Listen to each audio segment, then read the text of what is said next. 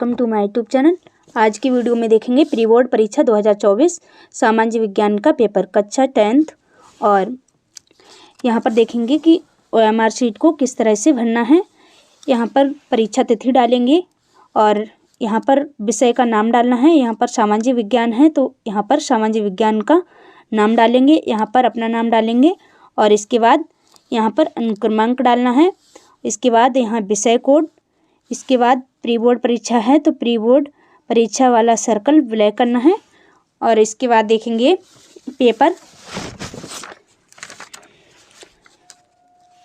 Paper आपको समय 3 घंटे 15 मिनट मिलेंगे, ठीक है। और निर्देश में है सभी प्रश्न अनिवार्य हैं, यानी कि आपको सभी प्रश्न करने होते हैं।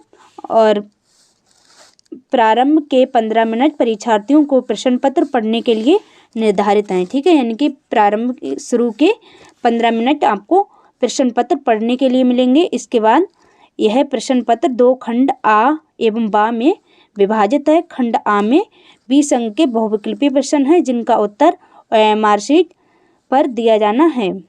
OMR शीट पर उत्तर अंकित किए जाने के पश्चात उसे काटे नहीं, इरेजर एवं व्हाइटनर का आदि का प्रयोग ना करें। सर्कल ब्लैक करने के बाद उसे काटे नहीं और रेजर और व्हाइटनर का भी प्रयोग ना करें। इसके बाद खंड व 50 अंकों का है। इसमें वर्णनात्मक 1 और वर्णनात्मक 2 एवं मानचित्र संबंधी 2 प्रश्न हैं। प्रत्येक प्रश्न के लिए निर्धारित अंक उसके सम्मुख अंकित हैं। इसके बाद 6ठा पॉइंट है, दिए गए मानचित्र को उत्तर पुस्तिका में मजबूती के साथ संलग्न करना आवश्यक है, ठीक है। और दृष्टिबाधित परीक्षार्थियों के लिए मानचित्र कार्य के स्थान पर अलग से प्रश्न लिखने के लिए दिए गए हैं, ठीक है। यानी कि अगर मानचित्र दृष्टिबाधित परीक्षार्थियों जिनके लिए मानचित्र वाले प्रश्न नहीं आते हैं उनके लिए अलग से कॉपी पर लिखने के लिए प्रश्न भी दिए गए हैं, ठीक है। अगर मानचित्र वाले नहीं आते हैं तो इन प्रश्नों को कर सकते हैं, ठीक है। इसके बाद बहुविकल्पीय उत्तर हैं। खंड आ में बहुविकल्पीय उत्तर है। पहला प्रश्न है, फ्रांस की क्रांति में मुख्य भूमिका किस वर्ग की थी। इसमें 4 ऑप्शन दिए गए हैं, कृषक वर्ग, कुलीन वर्ग और मध्यम वर्ग और मजदूर वर्ग, ठीक है। तो इसमें ऑप्शन सी वाला सही है, तो यहाँ पर हमने सी वाला ब्लैक किया है, ठीक है। अगर सी वाला सही है इसमें तो सी वाला ब्लैक करना है। इसके बाद दूसरा प्रश्न है, जलियांवाला बाग में गोली चलाने की आज्ञा किसने दी थी। जनरल डायर या फिर लॉर्ड रिपन और जनरल विलियम और सर एडवर्थ, ठीक है। तो इसमें हमारा ऑप्शन ए वाला सही है, तो हमें ए वाला ही दूसरे में ए वाला ही ब्लैक करना है, ठीक है। इसके बाद तीसरा प्रश्न है,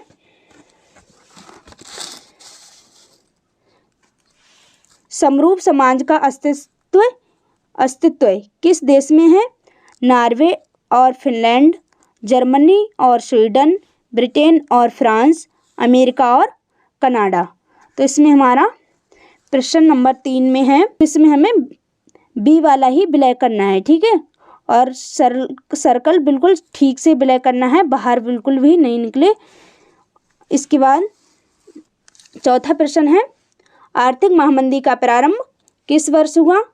1919 या फिर 1924 या फिर 1929 या फिर 1934। तो इसमें हमारा ऑप्शन डी वाला सी वाला सही है, ठीक है। 1929 आर्थिक महामंदी का प्रारंभ 1929 में हुआ, तो 4 में हमारा सी वाला सही है, तो हमें सी वाला ही ब्लैक करना होगा, ठीक है। इसके बाद 5वां क्वेश्चन, इटली सोसाइटी का संस्थापक कौन था। गैरीबाल्डी, बिस्मार्क, काबूर या फिर मैजनी। तो हमारा प्रश्न नंबर 5 है और इसमें डी वाला सही है, तो इसमें भी हमें डी वाला ही ब्लैक करना है, ठीक है। इसके बाद प्रश्न नंबर 7 है,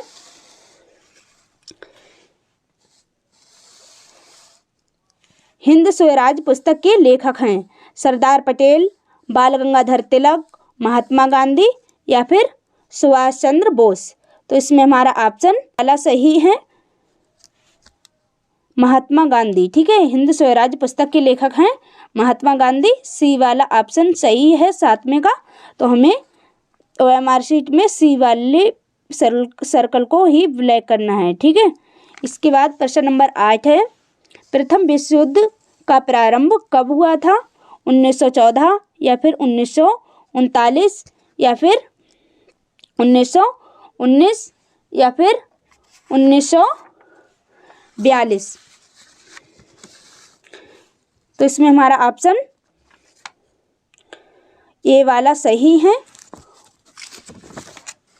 1914। ठीक है, तो हमें ए वाले सर्कल को ही ब्लैक करना है। प्रश्न नंबर 8 है और ए वाला सर्कल ब्लैक करना है। इसके बाद प्रश्न नंबर 9 है, संसदीय प्रजातंत्र की स्थापना किस देश में सर्वप्रथम हुई थी? Italy, England, France, Germany. तो इसमें हमारा ऑप्शन बी वाला सही है इंग्लैंड। ठीक है, संसदीय प्रजातंत्र की स्थापना किस देश में सबसे पहले हुई थी?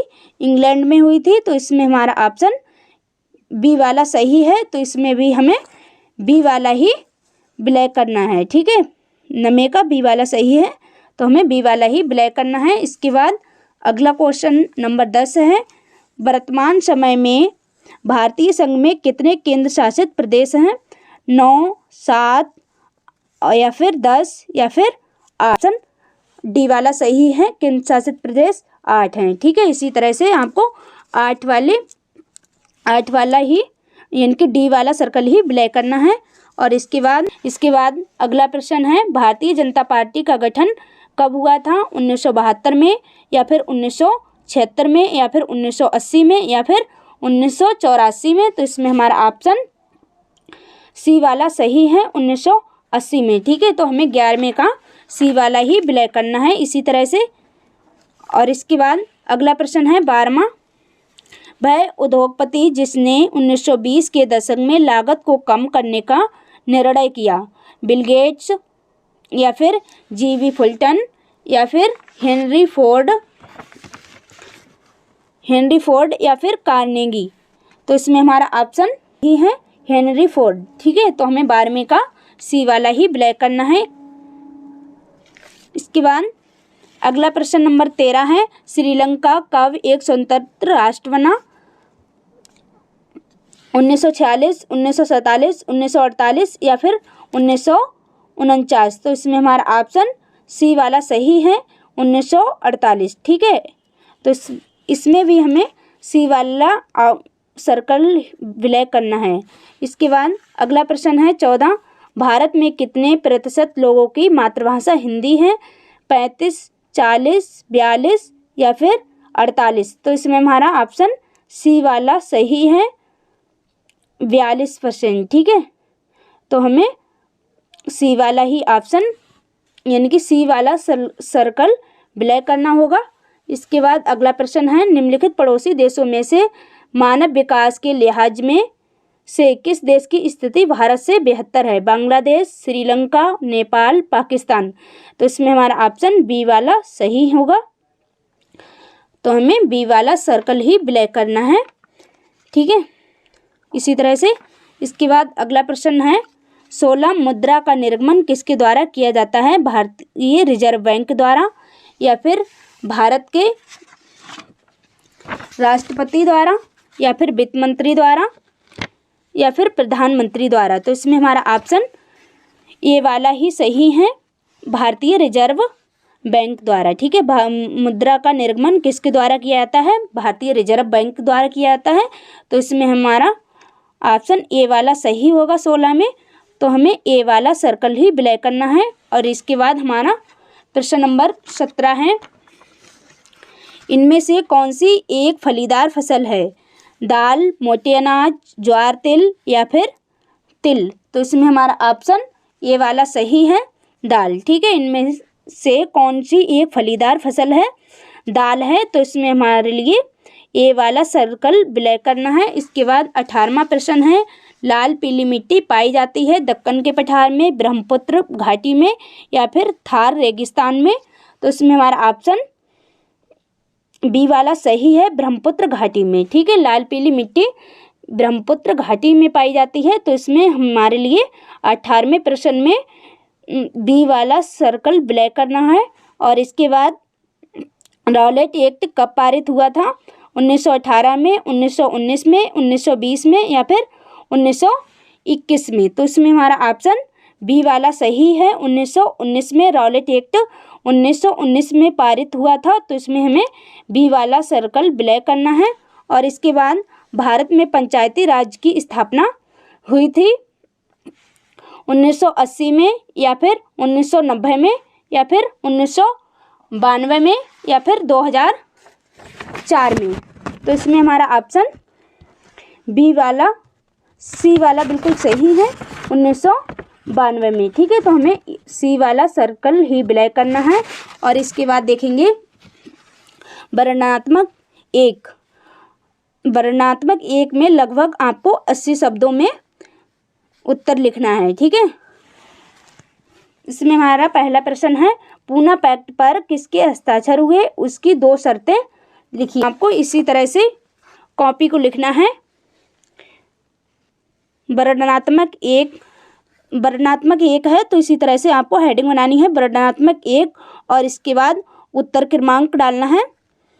यानी कि वर्णनात्मक एक का उत्तर क्रमांक 1 है तो हमें इसी तरह से प्रश्न नंबर यानी कि उत्तर क्रमांक 1 डालना है। और इस तरह से आपको हेडिंग बनानी है। यहाँ पर एक गलती है, पूना पैक्ट पर किसके हस्ताक्षर हुए, आपको इतनी हेडिंग नहीं बनानी है और आपके लिए केवल इतनी ही हेडिंग बनानी है, पूना पैक्ट। ठीक है, इसके बाद उत्तर लिखेंगे इसी तरह से। अगर आपका उत्तर एक पेज में नहीं आता है और तो आपको लिखना है शेष आगे या फिर शेष उत्तर आगे पृष्ठ पर। इसके बाद है, उनका मत था दलितों के लिए अलग निर्वाचन क्षेत्रों की व्यवस्था से समाज में उनके एकीकरण की प्रक्रिया धीमी पड़ जाएगी, अतः गांधी जी की यह राय अंबेडकर ने मान ली और सितंबर 1932 में एक पैक्ट पर हस्ताक्षर कर दिए। ठीक है, ये उसी प्रश्न का है, यानी कि वर्णनात्मक एक में जो पहला प्रश्न है उसी का से बचा हुआ है और उसी प्रश्न की ये 2 शर्तें हैं पूना पैक्ट की। ठीक है, इसी तरह से आपको लिखना है। इसके बाद आगे अगले पे इसी तरह से आपको वर्णनात्मक 2 में ये दूसरा प्रश्न है।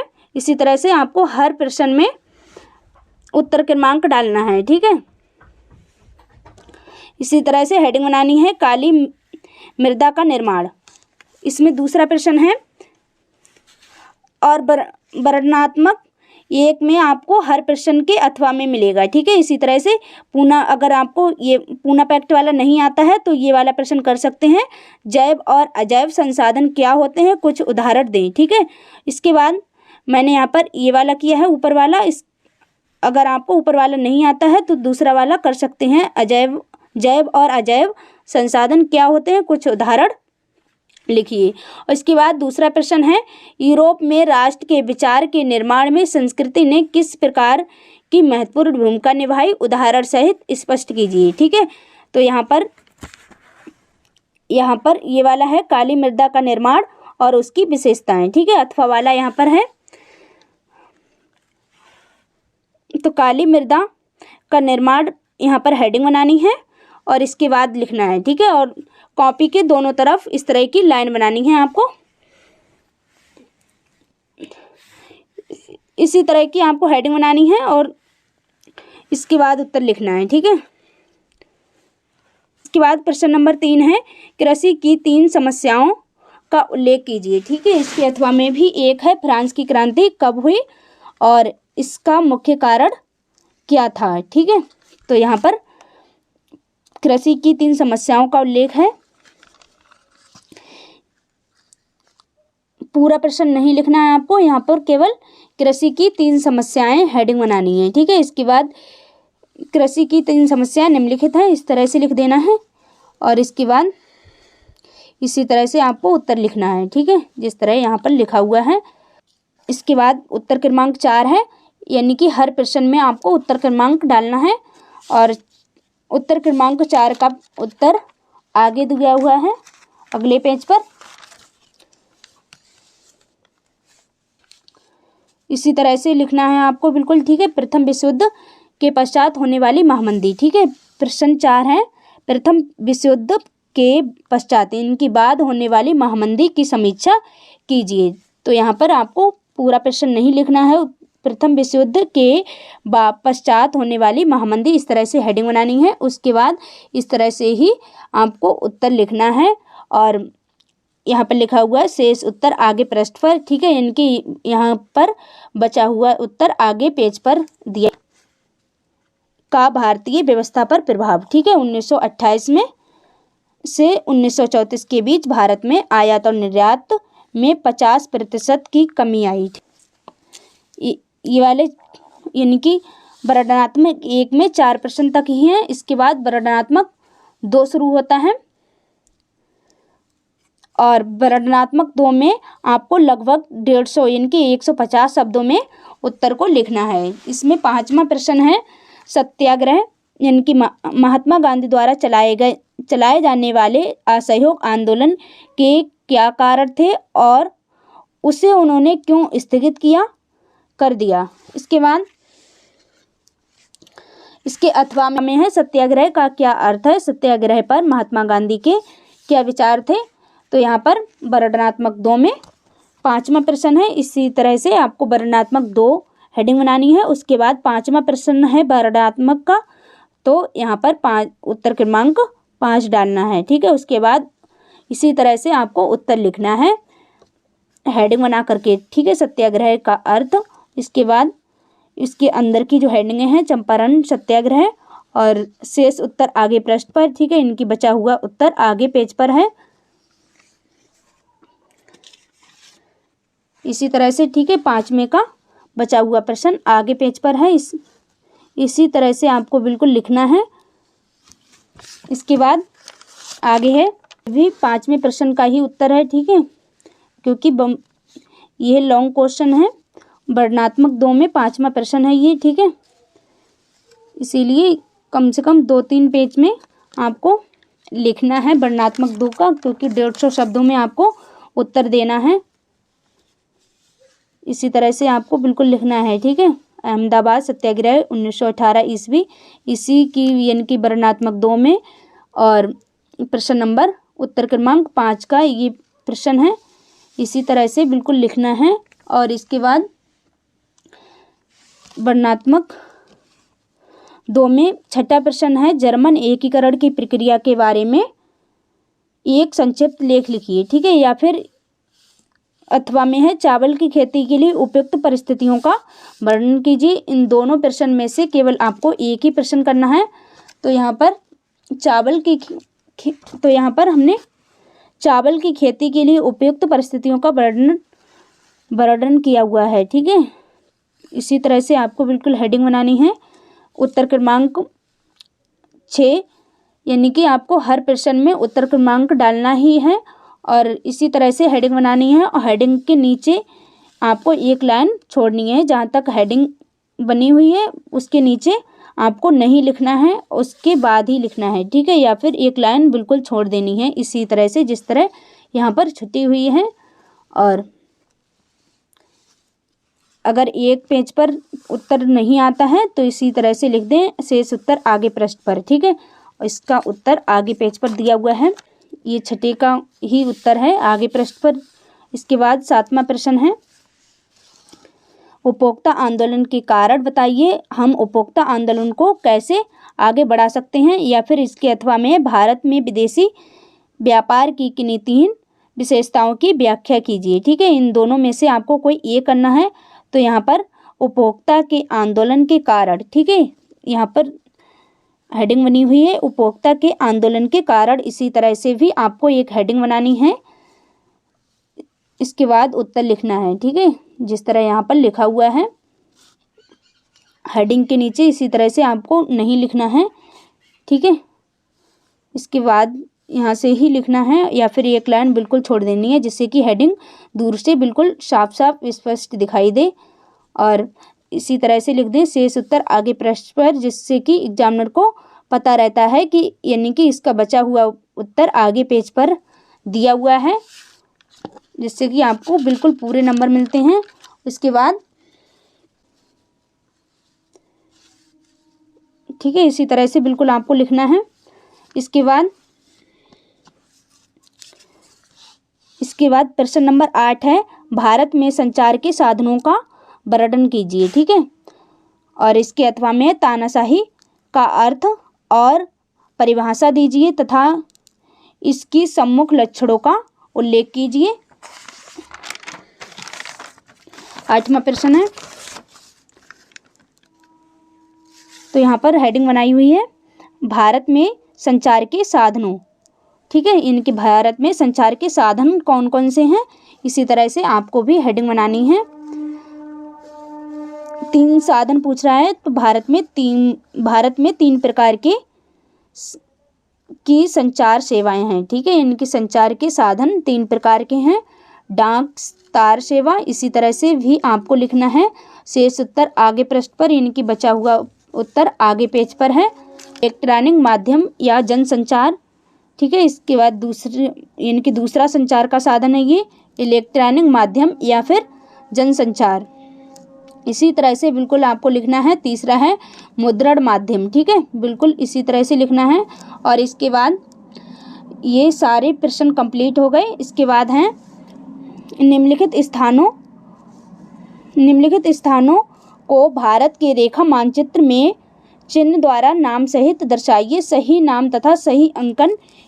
ठीक है, यानी कि मानचित्र वाले प्रश्न हम अगली वीडियो में देखेंगे। आई होप आपको हमारी ये वीडियो पसंद आई होगी। अगर वीडियो पसंद आई हो तो वीडियो को लाइक और चैनल को सब्सक्राइब जरूर कर दें। Thank you.